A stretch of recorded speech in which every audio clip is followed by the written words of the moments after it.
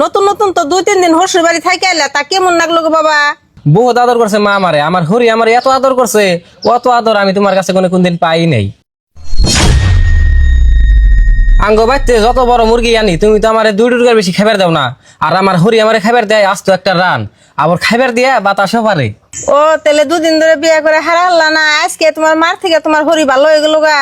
ঠিক আছে বাবা, তাহলে তুমি একটা কাম করো, তুমি আবারও তোমার শ্বশুর বাড়ি যাও গা, আর শ্বশুর বাড়ি যাইয়া পাক্কা 1 মাস থাকি আইও, আর মনে রাখো একদিন বাকি থাকতেও কলে ঘুরে আইও না। তাহলে তো মা ভালো হইলো, আমার শ্বশুর বাড়ি যাই তুমি 1 মাস থাকবার কইলে 1 মাস না, আমার হরি যেটা আমার আদর করে আমি 1 বছর থাকলেও তো একটুকে বোরিং হম না, আমার ওই বাড়িতে থেকে হেরম ফুর্তি লাগে। হয় তাহলে যাও, কিছুদিন ফুর্তি করে আহগা।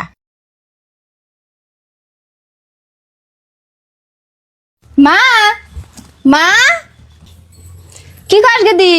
আর গেদি তোরা না সকালে গেলি ওখানে আবার ঘুরে আইছিস কে? ওই তো মা তোমার জামার বলে বাইতে যায় ভাল লাগে না, সেই জন্য আবার ঘুরে আইলাম। আম্মা এই রোদের মধ্যে এত রাস্তা কষ্ট করে আইলে মাঙ্গো কি ঘরে যাবার কবেন না?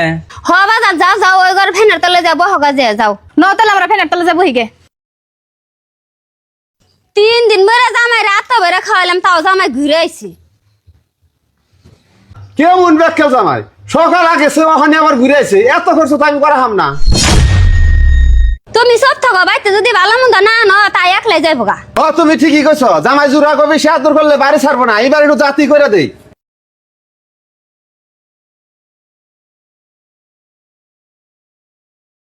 ধরো জামাই তোমার শ্বশুর তো বাইতে না করা ঘাস কেটে নিও গা গরুর নিকে। আম্মা এটা নে কেমন কথা কইলেন, আমি আনে গো মেয়ের জামাই, আমার দিয়া যদি গরুর ঘাস কাটাইন মাইছে খারাপ কব না? না জামাই কি কব মানছে, 7 দিন ধরে না বইবা খাইতেছ, কড়া ঘাস কেটে নিও গা গরুর নিকে।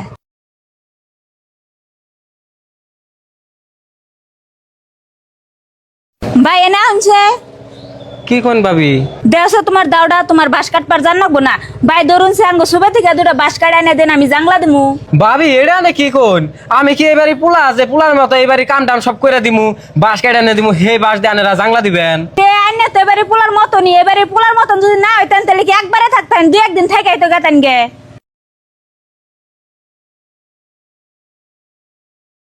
মা মা কি কর গেদা, আর তুই 1 সপ্তাহ না হইতা এ বছর তোর না আমি 1 মাস থাকবার কইছি।